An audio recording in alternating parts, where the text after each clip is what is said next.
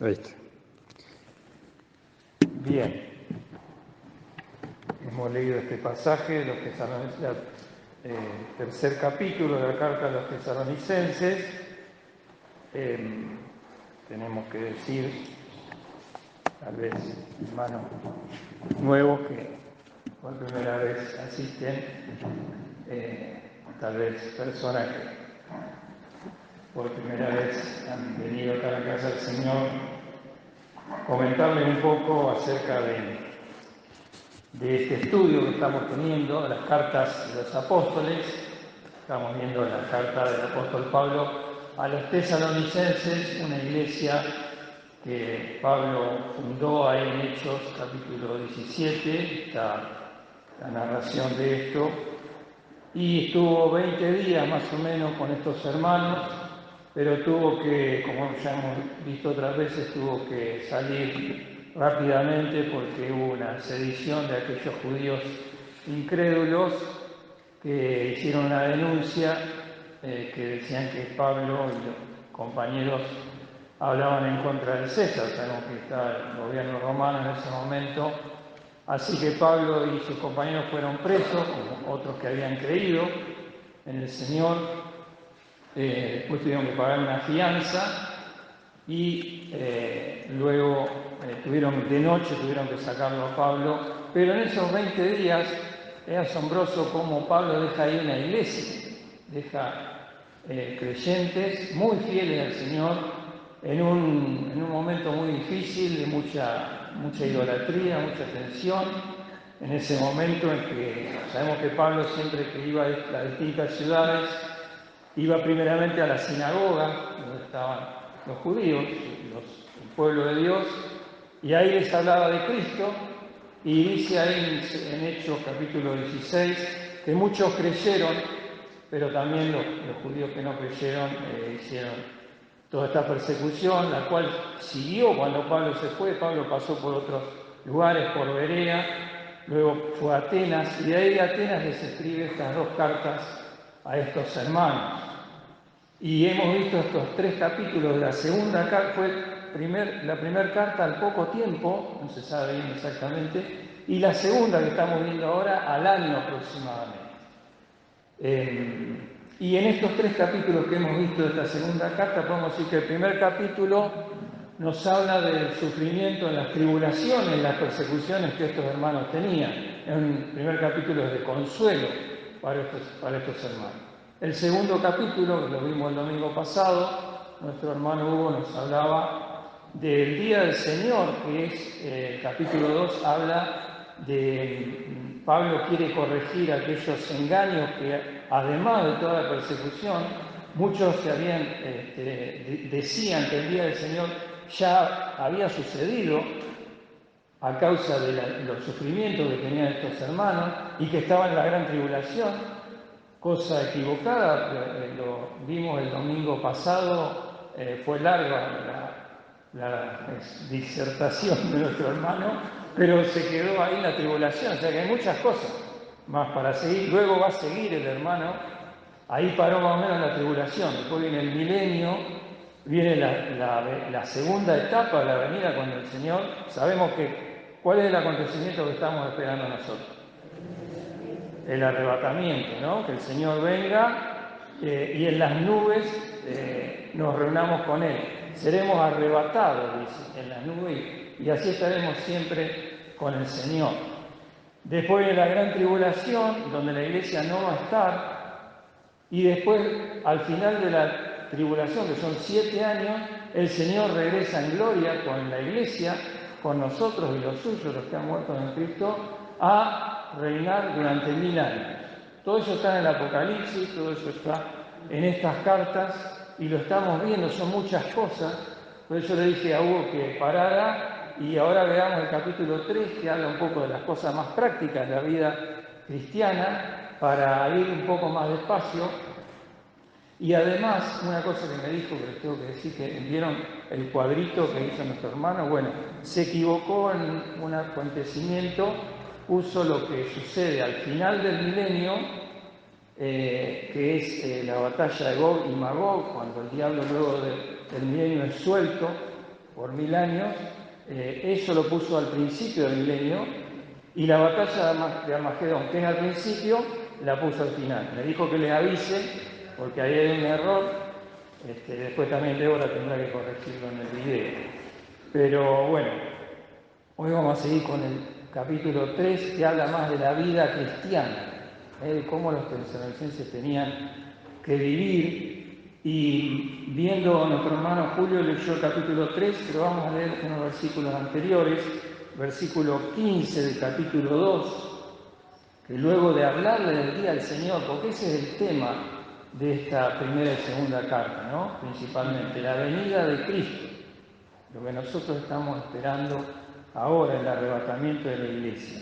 El versículo 15 dice: así que, hermanos, estad firmes y retened la doctrina que habéis aprendido, sea por palabra o por carta nuestra. La doctrina que es, la doctrina es la enseñanza de la palabra de Dios, la enseñanza del Señor Jesucristo y la doctrina de los apóstoles, que sobre eso está fundada la iglesia. La iglesia debe obedecer la enseñanza, y acá dice retener. Retener, que es aferrarse fuertemente a lo que nosotros hemos aprendido, porque ahí está nuestra vida, ahí está la bendición que el Señor nos da. Si somos de Cristo hemos sido salvados, hemos recibido la vida eterna, pero ahora depende de la enseñanza que Dios nos da, la cual vemos lo abundante que es todo lo que el Señor ha hecho por nosotros, para que nosotros podamos recibir, como dice Juan también, el galardón cumplido, el galardón completo que el Señor nos quiere dar. El Señor nos ha dado la salvación, pero ahora depende de este poquito de tiempo que estemos hasta que el Señor venga, todo lo que vamos a gozar en el cielo. No hemos de perder la salvación, pero ¿qué tendremos para ofrecerle al Señor cuando nos presentemos delante de Él? Sabemos que después del arrebatamiento, ¿qué viene inmediatamente? El tribunal de Cristo, donde cada uno recibirá por medio del cuerpo, sea bueno o malo, no es un tribunal de condenación, porque ya hemos sido librados de la condenación, pero será un tribunal para galardonarnos, así que acá Pablo le dice al final, ¿no? Retener la doctrina que habéis aprendido. Así que retener nos hace acordar del mensaje de Pablo a la iglesia del último tiempo, que se mantiene en fidelidad al Señor.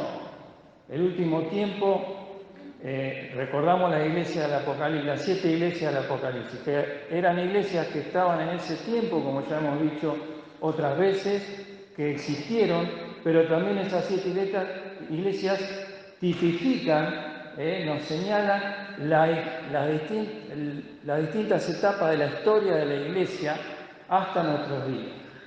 Y la última iglesia que se nombra, que es la Odisea, es el tiempo que nosotros estamos viviendo ahora. La iglesia, el tiempo de la iglesia apóstata, la iglesia que se resfría, pierde el amor de Dios, pierde la doctrina, no retiene la doctrina, sino que se va apartando, y lo vemos a nuestro alrededor, como la iglesia fiel se va desviando tras el engaño. Ya no es tan importante la doctrina. Yo sigo a Dios, trato de ser fiel a mi manera y me olvido de la enseñanza de Dios. Es el tiempo lo que caracteriza a este tiempo. Pero también Dios ha prometido que ha de haber un pequeño residuo, una manada pequeña que se ha de mantener en fidelidad al Señor. La iglesia en Filadelfia. Y vamos a leer en Apocalipsis, sin perder este pasaje, capítulo 3, donde el mensaje a esta iglesia, la iglesia en Filadelfia, Apocalipsis capítulo 3, versículo 7. Y con esta iglesia en la que nos tenemos que identificar, nosotros y todo hermano fiel en la redondez de la tierra, que quiere agradar al Señor y retener la doctrina que Dios le ha dado. Dice, Dios ha dado una puerta abierta para mantener la fidelidad al Señor. Y se escribe al ángel de la iglesia en Filadelfia: Estas cosas dice el santo, el verdadero, el que tiene la llave de David, el que abre y ninguno cierra, y cierra y ninguno abre. Yo conozco tus obras, he aquí he dado una puerta abierta delante de ti, la cual ninguno puede cerrar. Es posible ser fiel a pesar de la apostasía reinante, a pesar del engaño que va en aumento.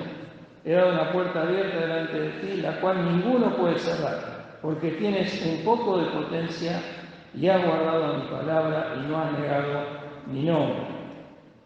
Versículo 10, porque has guardado la palabra de mi paciencia, yo también te guardaré de la hora de la tentación que ha de venir en todo el mundo para probar a los que moran en la tierra. Y se refiere a la gran tribulación.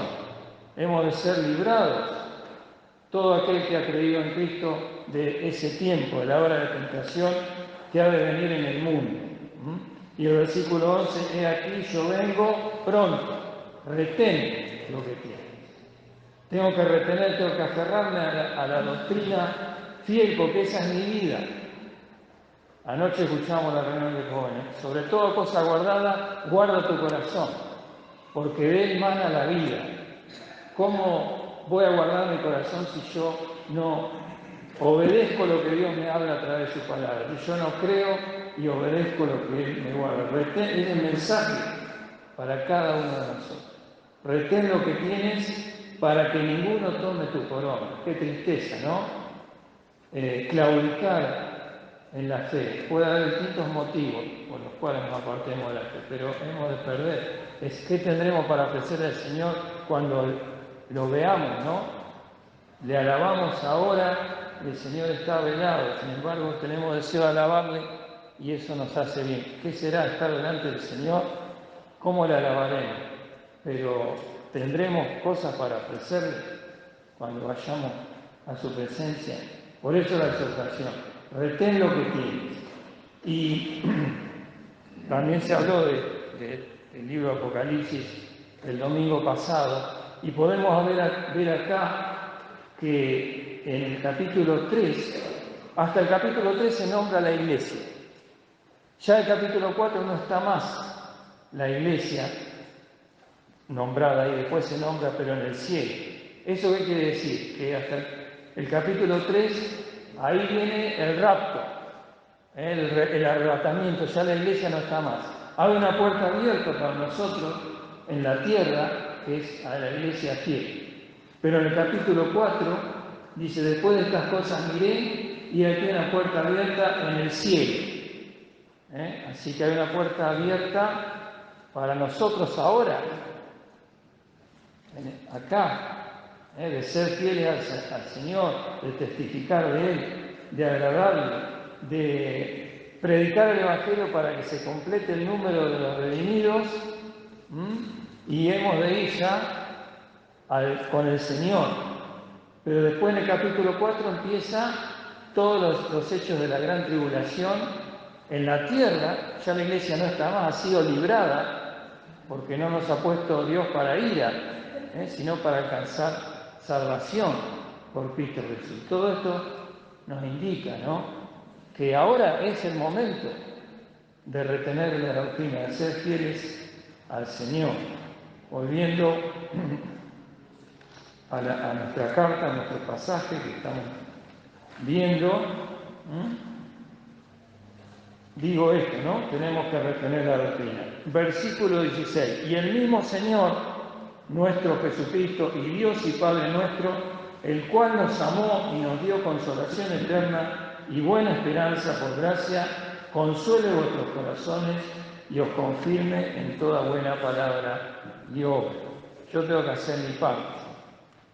Si he entendido la voluntad del Señor, sé lo que tengo que hacer, tengo que obedecer. Y el Señor hará su parte, ¿no? Dice, y el mismo Señor, nuestro Jesucristo, nos consolará, nos dará buena esperanza y gracia. Observemos que dice, y el mismo Señor Jesucristo. El Señor Jesucristo no, Él vino a darnos la salvación y Él mismo nos sostendrá, Él mismo nos consolará, Él mismo nos dará buena esperanza. Sabemos que el Señor utiliza a los siervos, utiliza a las personas, utiliza a los ángeles para cuidar a su iglesia. Pero el que realmente está, el que se ocupa en nuestro corazón es Él mismo, porque ha venido el Espíritu de Cristo a morar en nuestro corazón, el Espíritu de Dios. Por eso yo tengo que retener lo que he aprendido, ¿no? ¿Y qué significa retener? Obedecerlo, aplicarlo a mi vida. Para eso es todo lo que estamos aprendiendo. Yo tengo que hacer mi parte y el Señor va a hacer la suya, sin ninguna duda, ¿no? Todo lo que ha dicho, ha hecho el Señor. Todo el Antiguo Testamento, la promesa de que Cristo iba a venir a redimir a su pueblo, a dar la vida por nosotros. Lo ha hecho. No hará todas las promesas que el Señor tiene para nosotros. Por supuesto que sí, depende de nosotros retener. Tenemos que pedirle al Señor. El Señor, dice el mismo Señor, está con nosotros para eso. Qué bendición tan grande, ¿no? Que el mismo Señor haga la obra en nuestros corazones. El que comenzó en vosotros la buena obra, la perfeccionará hasta el día de hoy. Tengo que creer eso. Si me miro a mí mismo, yo no puedo. Pero Dios me ha llamado, Dios me ha buscado, Dios me ha dado la luz para entender, me ha salvado, me ha dado su espíritu. ¿Cómo no obedecer? Así que el capítulo 3 ahora va a seguir con ello, ¿no? Con las cosas prácticas, que es aplicar todo lo que yo recibo del Señor a mi vida práctica, a la vida de todos los días, ¿no? Versículo 1 del capítulo 3. Resta, hermanos, o además, o por último, resta, hermanos, que oréis por nosotros. La oración. Yo puedo recibir mucho del Señor, puedo entender muchas cosas, puedo aprender muchas cosas, pero si no lo traslado a una vida práctica, si no lo traslado a la oración, puedo saber mucho, pero si no oro, pidiendo el auxilio del Señor, confesando mis pecados, pidiendo la limpieza de mi corazón. Por eso, por último, Pablo nos deja decir esto, ¿no?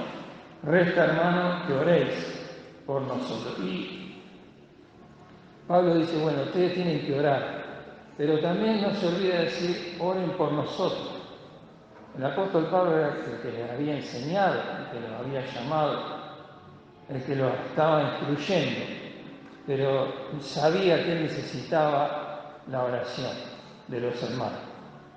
Sabía siempre, Pablo en las distintas cartas pide oración, porque sabe que es un hombre como cualquiera de nosotros, que Dios lo ha llamado a un ministerio muy especial, pero es como cualquiera de nosotros. No hay nadie que Dios llama porque es mejor que otro. Santiago dice que Elías oró y no llovió por 3 días y 3 noches, y oró y volvió a llover. Y era años, perdón. Gracias. 3 años, era poquito 3 días. Aunque igual hubiese sido un milagro. Oró por 3 años y no llovió.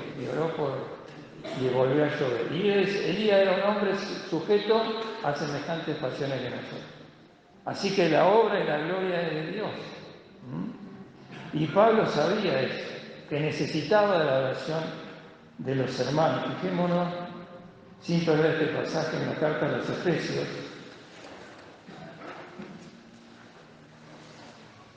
un poquito más atrás.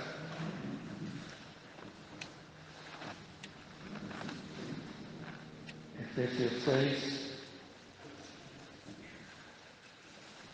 18, en la página 221, dice, orando en todo tiempo, con toda deprecación y súplica en el Espíritu, y velando en ello con toda instancia y suplicación por todos los santos. Le está exhortando así que tienen que orar en todo tiempo, con toda súplica. Pero el versículo 19 dice, y por mí, para que me sea dada palabra en el abrir de mi boca con confianza, para hacer notorio el misterio del Evangelio. Así que todos en la iglesia tenemos trabajo por hacer. Tal vez un hermano puede decir, bueno, yo por causa de mi salud no puedo venir mucho a la casa del Señor, o un anciano, quien sea, ¿no? ¿Qué trabajo tiene que hacer? Tiene que orar. Para los hermanos que nos toca estar acá podamos ser fortalecidos, porque es por la gracia de Dios, no es por nada que uno pueda tener, ¿no? Pablo lo tenía bien presente en eso.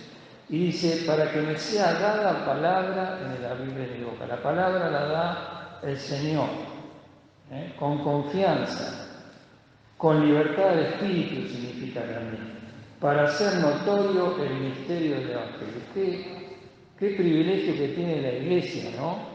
Porque no solamente se predica desde acá la palabra, sino con un compañero de trabajo, con alguien que me toca estar, con mi familia. ¿Y qué es predicar el Evangelio? Es hacer notorio significa conocido, algo que es un misterio para el hombre, para hacer notorio el misterio del Evangelio. El Evangelio solo puede ser conocido cuando Dios corre el velo, cuando Dios ilumina al corazón del hombre que está caído en pecado y le muestra el Evangelio. Qué privilegio que tenemos los que hemos sido renacidos, que pertenecemos a la Iglesia, ¿no? De que Dios nos haya escogido para ser un instrumento para hacerle conocer a otro el misterio del Evangelio. Qué precioso, ¿no? Para los siervos de Dios y para todo hermano, porque todos nosotros predicamos, todo hermano que aún no sea alguien que tenga que estar acá, predica el Evangelio y Dios lo utiliza. Qué privilegio tan grande. Solamente Dios puede hacer conocer este misterio. Continuando con el pasaje, ¿no? Resta, hermanos, que oréis por nosotros. ¿Para qué? Para que la palabra del Señor corra y sea glorificada. Quiere decir, se manifieste. ¿De cuántas maneras debe ser la palabra, debe correr y ser glorificada, así como entre vosotros? Y que seamos librados de hombres importunos y malos, porque no es de todos la fe. Y eso los tesalonicenses lo sabían bien, ¿no? Cómo habían estado esos 20 días en que Pablo les estaba predicando, dice por 3 sábados estuvo en la sinagoga, lo cual no da idea que no, fue un corto tiempo predicando el Evangelio. Muchos creyeron, pero inmediatamente fueron perseguidos por los judíos incrédulos que no habían creído. Dice, no es de todos la fe. Así que nosotros tenemos que retener la doctrina que hemos aprendido, tenemos que predicar el Evangelio, pero tenemos que saber que vamos a tener oposición, aún de nuestra propia familia, porque no es de todos la fe. Pero Pablo aquí quería preparar a estos hermanos para eso que ya estaban, es asombroso cómo en ese corto tiempo estos hermanos habían adquirido tanta madurez espiritual, que predicaban el Evangelio, y Pablo dice en la primera carta, su testimonio había sido notorio no solamente en donde ellos estaban, en esa región, sino en todas las regiones circundantes, ¿no? Y por eso Pablo se preocupa tanto por escribir estas cartas, para que ellos sean consolados, porque estaban sufriendo en gran manera. Y además tenían lo que les decían, que ya el Señor había venido, una falsa doctrina que se había introducido en la Iglesia. Así que Pablo está preocupado y los exhorta y los consuela en gran manera, ¿no? No es de todo en la fe. Versículo 3. Más fiel es el Señor, que os confirmará y guardará del mal. No importa la oposición. Si queremos vivir piamente en Cristo Jesús, padeceremos persecución. Pero el Señor es fiel. Más fiel es el Señor que os confirmará y guardará del mal. No nos desanimemos cuando tenemos distintas situaciones, impedimentos, tribulaciones, persecuciones, pruebas, aunque el Señor permite para fortalecer nuestra fe, porque el Señor es fiel, el Señor no se olvida, nosotros nos olvidamos a veces de lo que el Señor nos enseña, a veces somos desobedientes, pero el Señor es fiel, más fiel es el Señor, lo confirmará y guardará del mal. Y tenemos confianza de vosotros en el Señor, que hacéis y haréis lo que os hemos mandado. Tener confianza en el Señor, que el Señor va a preparar a su iglesia. Si fuéramos infieles, Él permanece fiel, no se puede negar a sí mismo. El Señor se ha comprometido para levantarnos. Tenemos que confiar, tenemos que entregarnos al Señor y confiar en Él. Versículo 5. Y el Señor enderece vuestros corazones en el amor de Dios y en la paciencia de Cristo. El Señor es muy misericordioso y piadoso, mucha paciencia tiene. ¿Cuántas veces nos olvidamos de las cosas del Señor? ¿Cuántas veces desobedecemos? Pero el Señor enderezará nuestros corazones en el amor de Dios y en la paciencia de Cristo, como Pablo dice ahí en la carta a los Romanos, capítulo 2, versículo 4, no lo busquen, porque ahí está hablando aquellos que desobedecen a Dios, no a su pueblo, sino a aquellos que están siendo buscados por Dios, pero que no se entregan a Él. Dice, o menosprecias las riquezas de su benignidad y paciencia y longanimidad. Benignidad, ya lo hemos dicho, significa no la bondad. Dios tiene bondad, pero la benignidad significa que Dios quiere que me vaya bien. Dios quiere mi bien. Sea cual sea mi situación, Dios quiere que me vaya bien. Entonces, Dios tiene eso, tiene la riqueza de su benignidad y paciencia y longanimidad, quiere decir largura de ánimo, que no se cansa, como nosotros nos cansamos. O menosprecia la riqueza de su benignidad y longanimidad y paciencia. Ignoras su benignidad que te guía a arrepentimiento. Dios produce en mí, al ver mi condición de pecado, muchas veces peco y el pecado me hace arrepentirme porque me doy cuenta de lo grave que es el pecado. Pero también me hace arrepentirme el amor de Dios y la paciencia que me tiene, que no me castiga como realmente debería castigarme. Dios, por eso dice, el Señor enderece vuestros corazones en el amor de Dios y en la paciencia de Cristo. Así que confiemos, hermanos, que la obra del Señor no es nuestra. Confiemos que Él va a hacer la obra en nuestros corazones. Y así que son cosas prácticas, ¿no? Que conocemos, no estamos diciendo nada nuevo, pero tenemos que recibir la consolación del Señor y recibir sus promesas que el Señor tiene para nosotros. Él se va a ocupar de nuestra vida. Pero también en el versículo 6, ahora empieza hablando también, además de toda la situación adversa que tenía esta iglesia, que se mantenía en fidelidad, había hermanos dentro de la iglesia que estaban fuera de orden. Algo habló nuestro hermano Hugo, creo el domingo pasado, que así como muchos creían que estaban introduciendo esa doctrina, que ya el Señor, que ya estaban en la gran tribulación, que el Señor ya venía, pero que decía, como muchos decían, bueno, si, como el Señor ya viene, ¿para qué me voy a ocupar de las cosas aquí abajo? Entonces no trabajaban, ¿no? Dice, bueno, no hacían nada, estaban ociosos.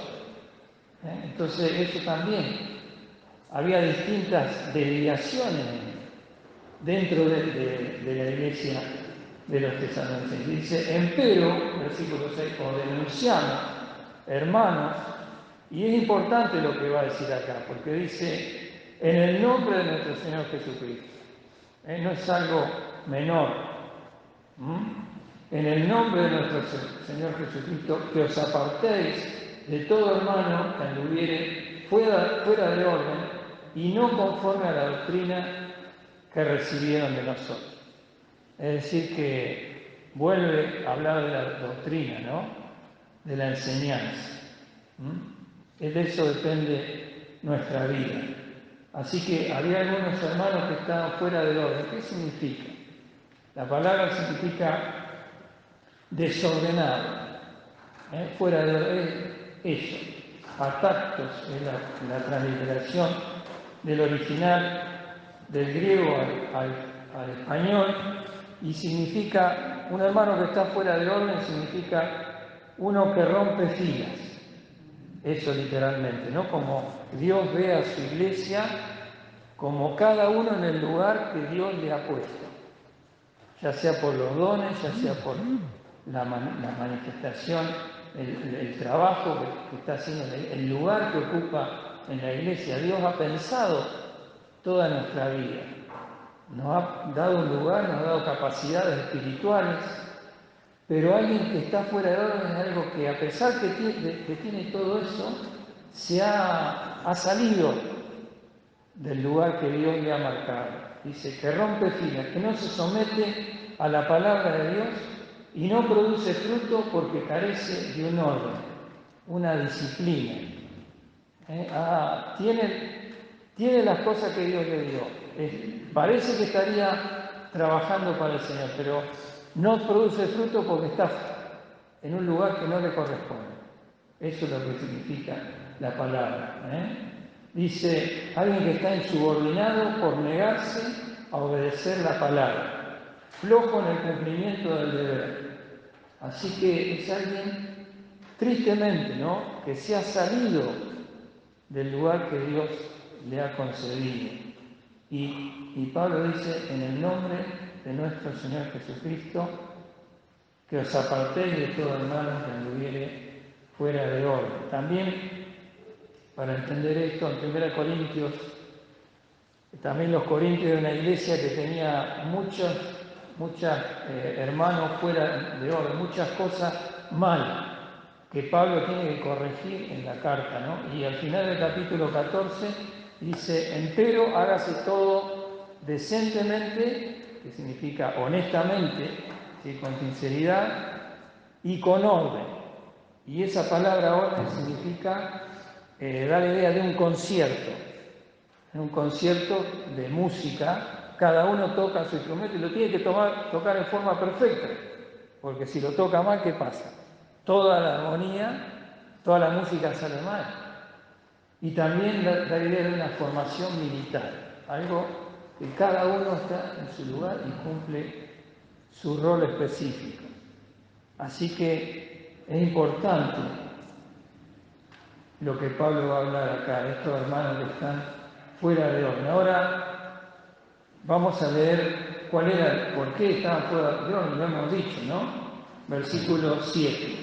Porque vosotros mismos sabéis de qué manera debéis imitarlos, porque no anduvimos desordenadamente entre vosotros, ni comimos el pan de ninguno de balde, antes obrando con trabajo y con fatiga de noche y de día, por no ser gravosos a ninguno de vosotros, no porque no tuviésemos potestad, sino por daros en nosotros un dechado para que nos imitase. Como decíamos, algunos hermanos dicen, bueno, yo no hago nada, total, ya el Señor va a venir, ¿para qué me voy a preocupar? Pero hacían, eso era en perjuicio de los otros hermanos que se tenían que mantener. Entonces los que trabajaban tenían que mantener a los que estaban ociosos, además de estar ociosos, porque estar sin hacer nada, ¿qué produce en el cristiano? Produce apartamiento, produce pecado, produce llenarme de las cosas de este mundo, en vez de trabajar para el Señor, y eso es altamente malo para mí y para mis hermanos. Pero en este sentido, el estar fuera de orden era eso, que no hacían nada. Entonces Pablo le dice, nosotros, dice, ya acuérdense, cuando estaba con ustedes, ahí cuando fundó la iglesia, Es asombroso porque la iglesia, Pablo predicaba, muchos se convertían, eran perseguidos por lo que no creían, pero aún Pablo estaba ahí trabajando, se mantenía a sí mismo. Y él dice, no comimos el pan de ninguno de balde, sí, gratis, no dejé que me mantuviese, sino que trabajé. Dice, no porque no tenía autoridad, porque era un apóstol, y los apóstoles podían ser mantenidos por la iglesia, ¿no? Tranquilamente, porque vivían para predicar el Evangelio. Pero dice, hicimos dejarles un dechado. ¿Qué es un dechado? Un ejemplo. Vemos lo esforzado que eran los siervos de Dios, estos hombres de Dios. Y nosotros nos esforzamos para bendición de los demás hermanos, para que seamos un ejemplo, o nos quedamos, ¿no? No porque no tuviésemos potestad, sino por daros en nosotros un dechado para que nos imitase. Porque aún estando con vosotros os denunciábamos esto, que si alguno no quisiere trabajar, tampoco come. Porque oímos que andan algunos entre vosotros fuera de orden, no trabajando en nada, sino ocupados en curiosear, y a los tales requerimos y rogamos por nuestro Señor Jesucristo, que trabajando con reposo coman su pan. Así que esta era la exhortación, ¿no? No trabajaban. Ahora, nosotros lo tenemos que aplicar a nosotros también en nuestra vida, porque si no, aprendemos esto y nada más. Pero entonces ahora apliquémoslo, no va a ser el caso nuestro, ¿no? Yo creo que acá, los jubilados no trabajamos, pero los que trabajan, los que están, los que no son jubilados trabajan. Así que no es el caso nuestro. Pero sí, hay mucho, la palabra de Dios nos muestra muchos ejemplos de estar fuera de orden. Así que tenemos que pensar cada uno de nosotros. ¿En qué me toca a mí? No estaré en algo que el Señor me está pidiendo y yo estoy fuera de orden. Por ejemplo, lo más simple, si he creído en Cristo, si soy un hijo de Dios, ¿qué viene después de creer? ¿Qué tengo que hacer? ¿Cómo? ¿Cómo? La santificación. Sí, bueno, está bien, pero en un hecho práctico.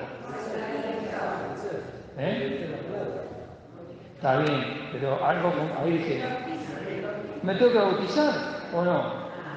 ¿No? Entonces, tal vez, ¿por qué no me bautizo?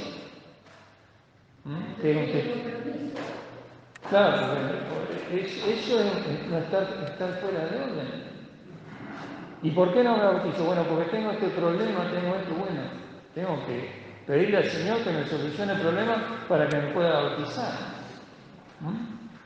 Si estoy bautizado, estoy participando de la cena del Señor, ¿por qué no estoy participando? Bueno, porque me pasó esto, lo otro. Bueno, el Señor quiere que participe, entonces me tengo que poner en orden. Vamos a ver algunos ejemplos. Vamos a la carta a los Corintios, y como decíamos, había muchos problemas, ¿no? En esa iglesia, pero el Señor, en su amor, se compromete a librarnos, ¿cierto? 1 Corintios capítulo 5, vamos a ver un par de ejemplos para no...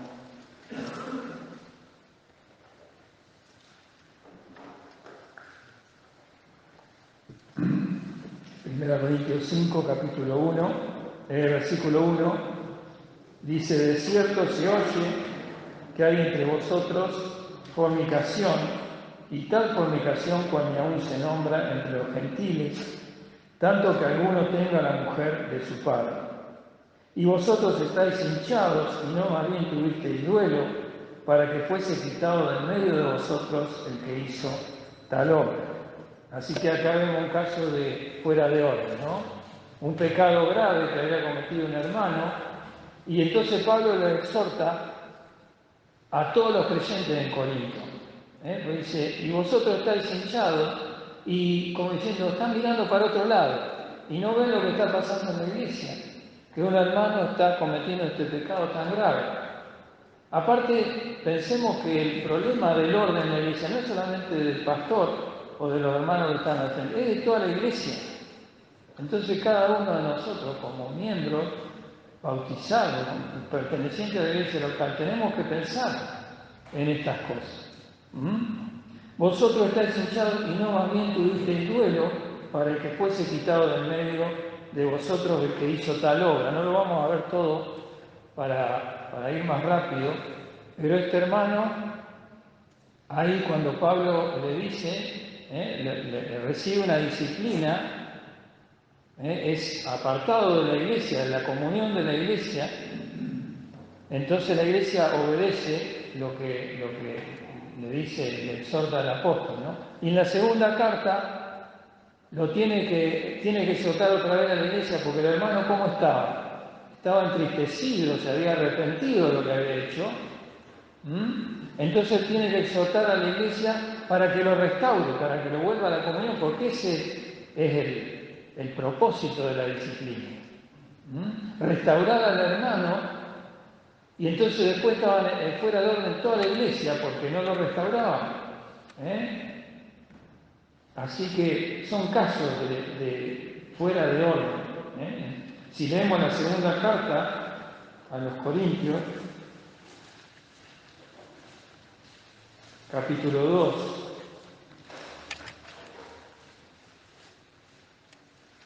versículo 6, está hablando de este hermano, ¿no?, que había sido reprendido por la iglesia, había sido apartado de la comunión, y le dice: bástale al tal esta reprensión hecha de muchos. Fue reprendido. Y le dice: así que, al contrario, vosotros más bien lo perdonéis y consoléis, porque no sea el tal consumido de demasiada tristeza. Lo cual nos hace ver que la disciplina es un acto de amor de Dios, porque restaura a aquel que ha caído, a aquel que está fuera de orden. Esa es la finalidad de la disciplina, del acto de amor que Dios tiene para cada uno de nosotros. Ahora volvemos a 1 Corintios, capítulo 11, y ahí vemos otro caso de fuera de orden. 1 Corintios 11, versículo 18. Dice: porque lo primero, cuando juntáis en la iglesia, oigo que hay entre vosotros disensiones, y en parte lo creo. Está escribiendo a estos hermanos en Corinto, que como sabemos en los primeros capítulos, ¿qué le decía? Decía, uno dice: yo cierto soy de Pablo, yo cierto soy de Apolo, de Cefas. Había divisiones dentro de la iglesia. Un grave pecado, porque de esa manera, si la iglesia está dividida, que es lo que quiere el diablo, la gente no puede creer, porque el Señor oró por nosotros, ¿no? Antes de ir a la cruz, dijo: os ruego que sean todos vosotros uno, o sean una cosa. ¿Para qué? Para que el mundo crea. Entonces el mundo tiene que ver una iglesia en unidad, con un mismo sentir, para que el mundo pueda creer al Evangelio. Y estos creyentes en Corinto Pablo tiene que decir, no tuve que hablarles como a niños, como a creyentes carnales, porque había divisiones, había bandos. A uno le gustaba cómo predicaba Pablo, a otro le gustaba cómo predicaba Apolos, y eso era carnalidad. Porque ¿qué tenía uno? ¿Qué tenía el otro? Dice: yo planté, Apolos regó, mas Dios es el que obra, Dios es el que da el crecimiento. Y acá dice: cuando juntáis en la iglesia, oigo que hay entre vosotras disensiones, divisiones. Y fíjense el versículo 19. Es interesante, porque dice, a veces nosotros nos escandalizamos, ¿no?, porque hay divisiones en la iglesia, pero fíjense lo que dice Dios acá.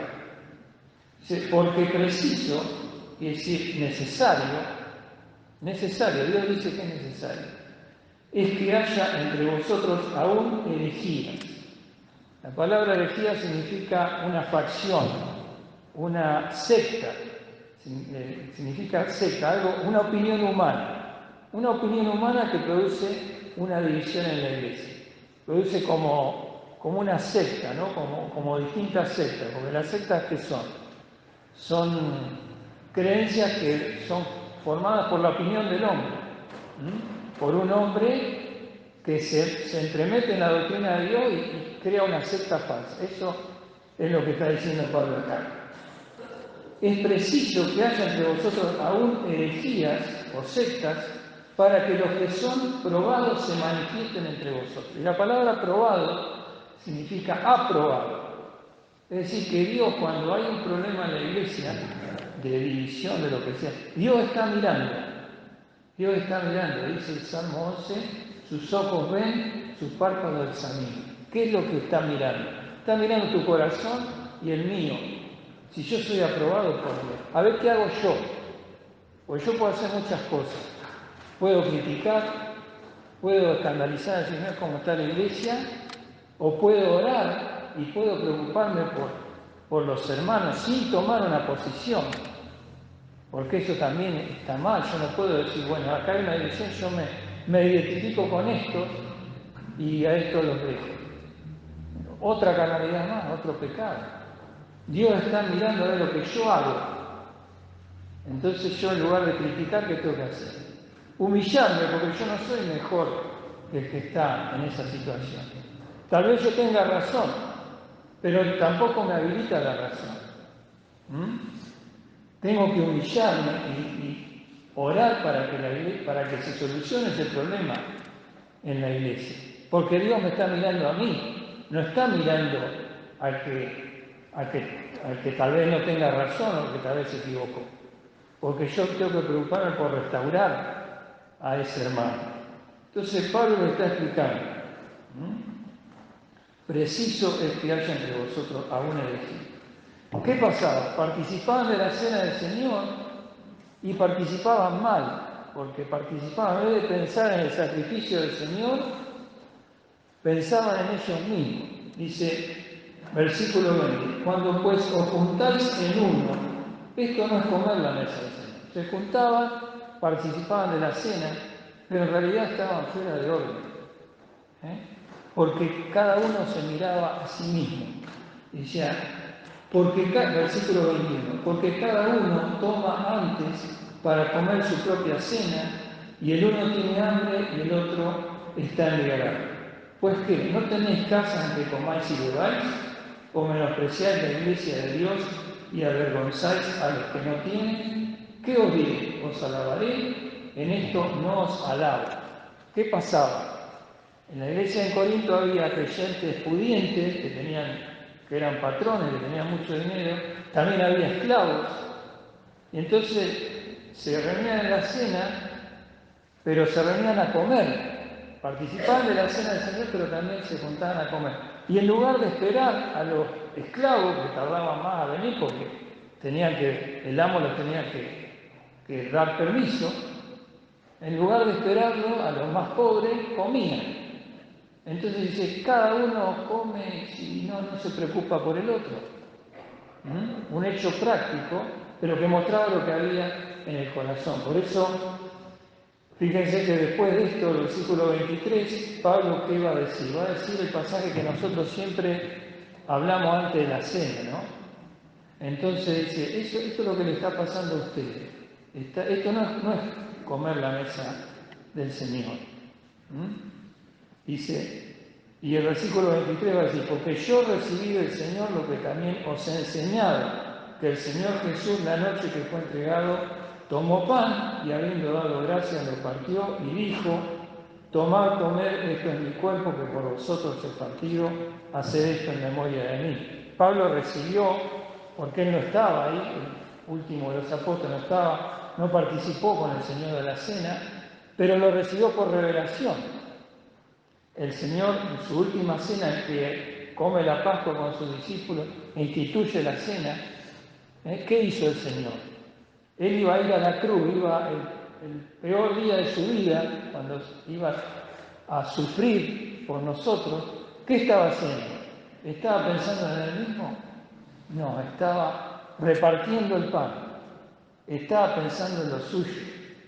Es el sentido de la cena. Cuando yo participo de la cena, pienso en el Señor y pienso en mis hermanos. Entonces acá vemos, por eso dice al final, versículo 33, después de hablar de la cena del Señor, del corazón del Señor, dice, así que hermanos míos, cuando juntáis a comer, esperaos unos a otros. ¿Qué significa? No era solamente, eso es lo que pasaba, ¿no? Que no se esperaban, pero yo también tengo que esperar a mi hermano en el sentido espiritual. Si el hermano es flaco, si el hermano se equivoca en algo, o no es aprobado en una determinada cosa, yo no tengo que esperar. Tengo que orar por él, si me ha ofendido inclusive, tengo que perdonarlo, tengo que sobrellevarlo, porque yo veo que el hermano falla en eso, pero yo fallo en otra cosa, y yo ofendo en otra cosa.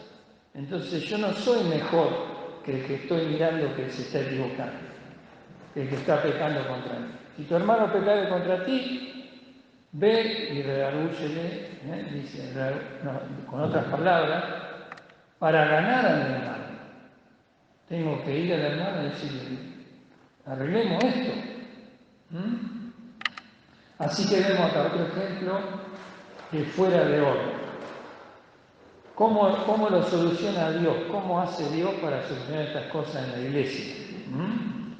Volvamos a nuestro pasaje de Tesalonicenses. Estamos leyendo la segunda carta.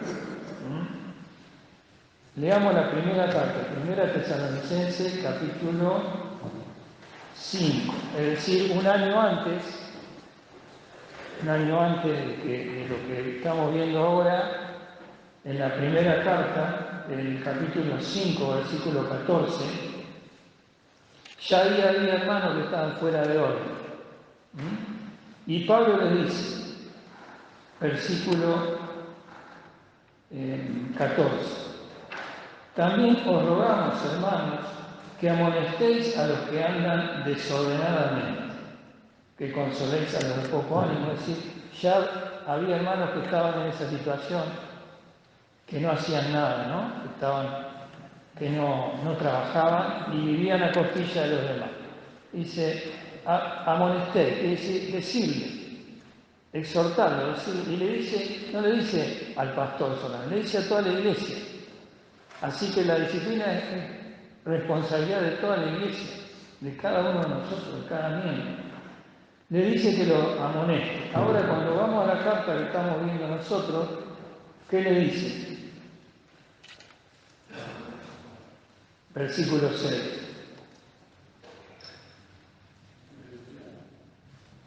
Dice, empero denunciamos, hermanos, en el nombre de nuestro Señor Jesucristo, que os apartéis de todo hermano cuando viene fuera. Le está diciendo, tienen que apartarlo de la comunión. Así que un hermano que está fuera de orden, la iglesia lo tiene que soportar. Tiene que orar por él, tiene que exhortarlo, como decía en la primera carta, tiene que amonestarlo. Pero eso no se puede prolongar por siempre. En algún momento la iglesia tiene que tomar una decisión. Toda la iglesia tiene que tomar una decisión para que el hermano sea restaurado, deje de estar fuera de orden y pase a estar bien en la iglesia, a estar en comunión. Y eso, apartar a un hermano de la comunión, no es algo, no es un acto de maldad o de desprecio, sino de amor de parte de Dios, porque Dios lo quiere poner en orden y Dios administra la disciplina a través de la iglesia. Así como administra la cena del Señor, así como administra el bautismo, la iglesia administra la disciplina de un hermano que está fuera de orden. Y esto es un acto de amor de Dios. Tengo que entender eso, porque si dejamos que pase lo que pase en la iglesia, ¿qué es lo que sucede? Es como se dice vulgarmente, ¿no? Una manzana podrida, ¿qué hace? Pudre. Y esto dicho, perdónenme hermano, porque es mal. No es una buena manera de hablar, pero es para que lo entendamos, porque yo tengo que amar a ese hermano, ¿sí? Y hacer lo que Dios me dice. Tenemos que entender esto, ¿no? Lo que significa la disciplina. Vamos a la carta a los Hebreos, capítulo 12. Muy conocido pasaje.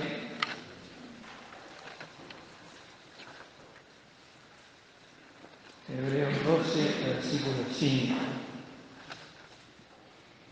Va a hablar, acá se le dice castigo, ¿no? La palabra castigo nos da temor y no queremos ser castigados. Pero esa palabra castigo es mucho más de como nosotros lo entendemos. La palabra significa disciplina, significa instrucción, es decir, educación, significa formación y significa en el original griego como la crianza de un niño, como el padre cría a su hijo al cual ama. Fijémonos, Hebreos 12:5. Dice, y estáis ya olvidados de la exhortación que como con hijos habla con vosotros, diciendo, hijo mío, no menosprecies el castigo del Señor. No menosprecies el amor del Señor que te corrige, que te disciplina, que te instruye, que te ama como el Padre ama a su Hijo. Esa palabra castigo es esta palabra que estamos diciendo, ¿no? No tengo que menospreciar eso, porque Dios lo hace para mi bien. Ni desmayes cuando eres de él reprendido, porque el Señor al que ama castiga, versículo 6, y azota a cualquiera que recibe por hijo. Si sufrís el castigo, Dios se presenta como a hijos, porque ¿qué hijo es aquel a quien el Padre no castiga?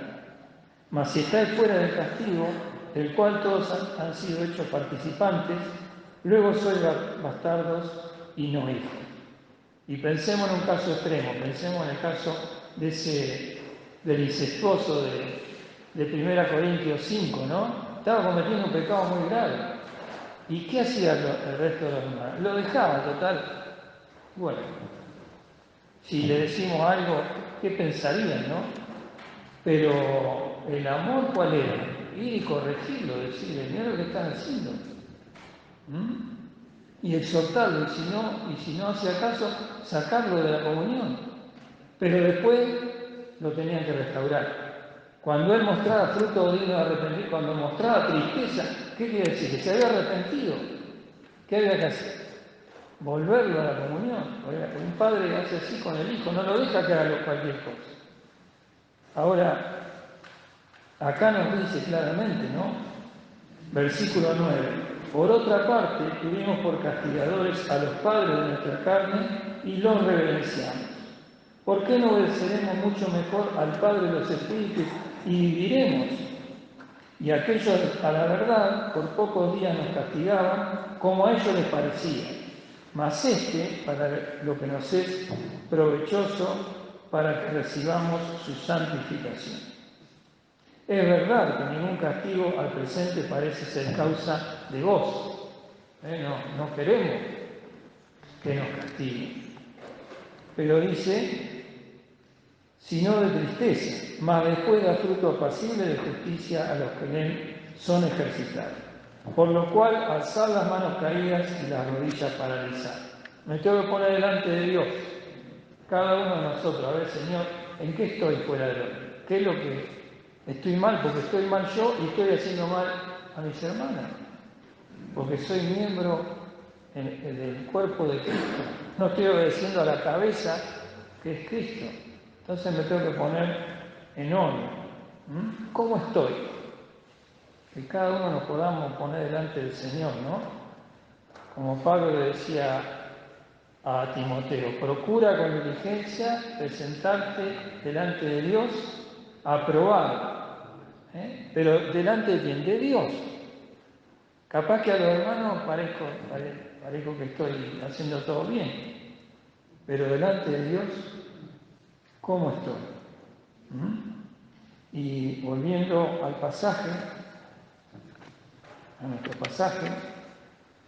Ahí también la palabra para quién. Segunda de Tesalonicenses, ¿no? Capítulo 3. El versículo 12 le vuelve a decir, ¿no? A los tales requerimos y rogamos con nuestro Señor Jesucristo que trabajando con reposo coman su pan. Versículo 13, ahí le va a hablar a quién. No a los que están fuera de orden, sino a los que están trabajando para el Señor, los que están aprobados, ¿no? Dice, y vosotros, hermanos, estos no son los que están fuera, son los que estaban batallando, ¿no? Vosotros, hermanos, no os canséis de hacer bien. No os canséis de hacer bien. ¿No le ha pasado alguna vez que están haciendo una cosa para el Señor, hacen otra cosa y estoy cansado? Y a veces pensamos, porque la carne sale, ¿no? Decimos, yo estoy haciendo esto para el Señor, estoy haciendo bien, y nadie lo ve, nadie me reconoce. ¿No pasa eso a veces también? Mirá el otro lo que está haciendo. Y yo estoy haciendo esto, nadie lo reconoce y lo estoy haciendo. Y acá en la exhortación de Pablo, no os canséis de hacer bien. En Gálatas 6:9 dice, no nos cansemos pues de hacer bien, que a su tiempo segaremos. ¿Qué quiere decir? Cosecharemos. Dios no se va a olvidar de lo que yo hago, porque Dios me está mirando a mí, aunque los demás, ninguno se dé cuenta. ¿Cuántos hermanos trabajan en la iglesia que nadie sabe lo que están haciendo? Pero lo están haciendo para el Señor. Y Dios, aunque nosotros no lo hagamos, Dios no se olvida. Porque el Señor Jesucristo dijo, el que diera un vaso de agua fría a uno de estos pequeñitos, es cierto que no perderá su recompensa. Dios sabe todas las cosas. Dice, ni aun un cabello de vosotros cae al suelo sin que mi Padre Celestial lo sepa. Así que, hermano, a veces queremos que los hermanos nos reconozcan. Yo estoy haciendo esto y lo publico. No lo tengo que publicar, porque me estoy perdiendo la bendición que el Señor me quiere dar, que el Señor no se olvida. Yo lo que hago lo tengo que hacer para el Señor, aunque nadie se dé cuenta. Y ahí está la bendición, ahí está el premio del Señor para mí. Entonces acá Pablo también, después de hablarle a los que estaban fuera de orden, los alienta a los que estaban bien. Y le dice, vosotros no os canséis de hacer. A veces nos podemos cansar, ¿no? Pero el Señor dice, no, vuestro trabajo en el Señor no es vano. Si yo sé algo que lo tengo que hacer, y Dios lo está mirando, y Dios lo va a recompensar. No es como nosotros, no se olvide. Así que, hermanos, el Señor nos bendiga para esto, para todo esto que decimos. ¿Quién es suficiente? Ninguno de nosotros.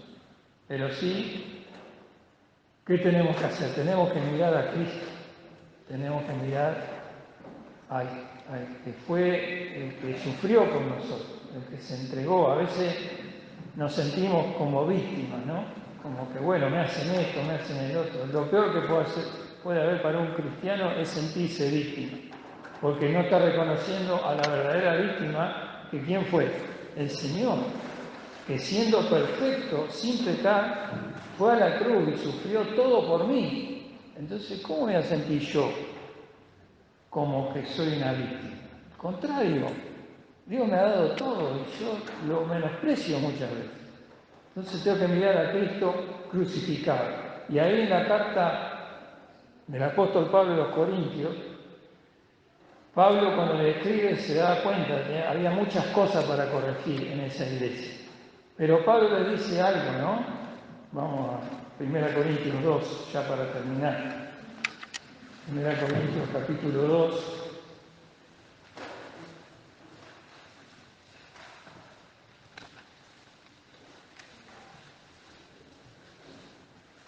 Versículo 1.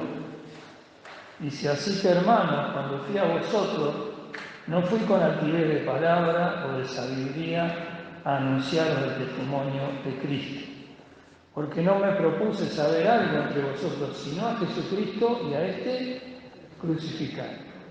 Yo cuando me canso de hacer bien, o cuando estoy fuera de orden y tengo que corregirme, ¿qué tengo que hacer? Mirar a Cristo. Porque Cristo, sin hacer nada malo en absoluto, sufrió la cruz por mí. Tengo que mirar a Cristo y crucificado.